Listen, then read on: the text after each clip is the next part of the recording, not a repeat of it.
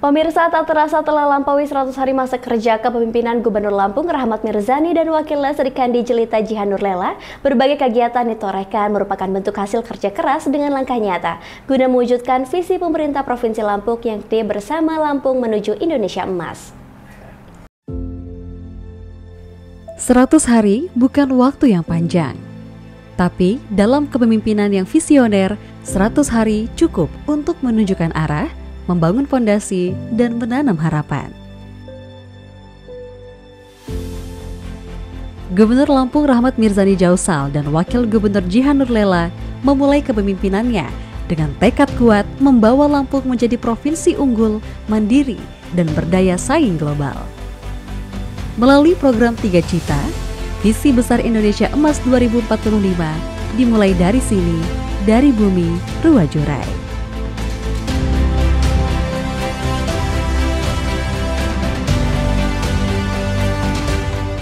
Sejak dilantik pada tanggal 20 Februari 2025, di awal kepemimpinannya, Gubernur Rahmat Mirzani Jausal dan Wakil Gubernur Jihan Nurlela terus berupaya memperkuat peran sektor pertanian dalam mendukung ketahanan pangan dan peningkatan kesejahteraan petani melalui pemanfaatan teknologi dan berbagai inisiatif perbaikan infrastruktur jalan pertanian secara nyata telah diwujudkan.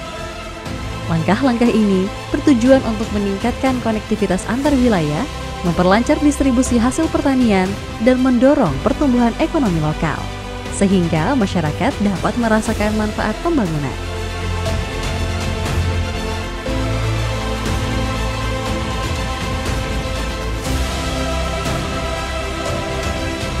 Sebagai upaya mewujudkan pembangunan infrastruktur pertanian, pemerintah Provinsi Lampung meluncurkan program strategis melalui pengembangan instalasi pupuk organik cair di Mikroba Center Lampung, serta mengalokasikan anggaran lebih dari 10 miliar untuk bantuan alat pengering atau dryer. Pada tahap awal, sebanyak 24 unit dryer berkapasitas 20 ton didistribusikan ke desa-desa dan 4 unit mesin penepung mokaf diserahkan kepada kelompok tani dan BUMDes di kabupaten kota. Dryer tersebut multifungsi untuk gabah, jagung, coklat, kelapa, dan singkong. Melalui bantuan yang diberikan, pemerintah menggerakkan hilirisasi pertanian dari hasil ladang menjadi produk bernilai. Selain itu, nelayan, petani, dan UMKM didorong naik kelas, karena ekonomi daerah harus kuat dari akar rumput, bukan sekedar dari angka statistik. Tak hanya membangun dari desa, Gubernur juga membuka jalan ke dunia. Dalam kunjungan ke Provinsi Shandong, Tiongkok, terjalin kerjasama strategis di bidang smart farming, pariwisata, pendidikan, hingga teknologi penginderaan jauh.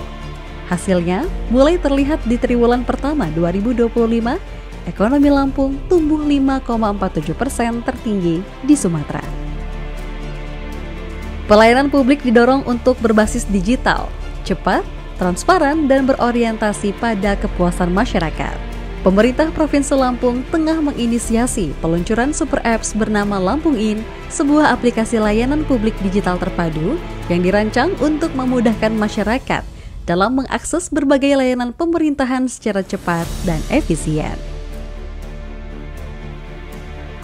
Pembukaan layanan Samsat Drive-Thru, sebuah inovasi pelayanan yang memungkinkan masyarakat membayar pajak kendaraan tanpa harus turun dari kendaraan mereka. Layanan ini dirancang untuk menghemat waktu dan mengurangi antrian panjang sehingga meningkatkan efisiensi pelayanan Samsat. Dalam 100 hari kerjanya, perhatian terhadap generasi muda, pelajar, dan pemuda kreatif terus digalakkan. Dari segi olahraga hingga kewirausahaan, anak-anak muda Lampung didorong untuk menjadi generasi tangguh yang mampu bersaing tidak hanya di tingkat nasional, tapi juga dunia. Keadilan sosial bukan slogan.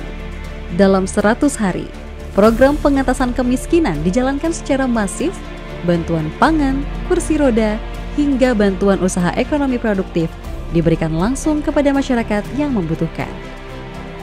Lampung mencetak sejarah sebagai provinsi pertama di Indonesia yang membentuk koperasi merah putih di seluruh desa dan kelurahan. Hal ini bukan hanya simbol, namun wadah nyata penguatan ekonomi kerakyatan. Melalui program Desaku Maju, Transformasi desa terus dipercepat. Sebanyak 952 desa kini berstatus desa maju dan 579 desa naik menjadi desa mandiri. Digitalisasi pelayanan dan manajemen BUM desa menjadi kunci keberhasilannya.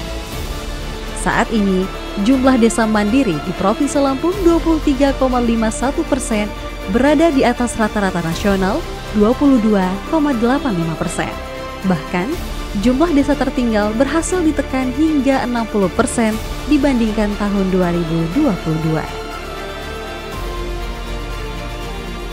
Dalam 100 hari, ini bukan hanya deretan pencapaian, tapi juga janji yang mulai ditepati. Janji kepada rakyat bahwa perubahan adalah mungkin, bahwa kemajuan bisa dirasakan semua lapisan. 100 hari pertama hanyalah permulaan. Masih panjang jalan menuju Lampung yang maju. Namun, arah sudah jelas. Fondasi sudah diletakkan. Ini adalah kerja bersama pemerintah, rakyat, dan seluruh elemen bersatu untuk satu tujuan bersama Lampung Maju menuju Indonesia Emas.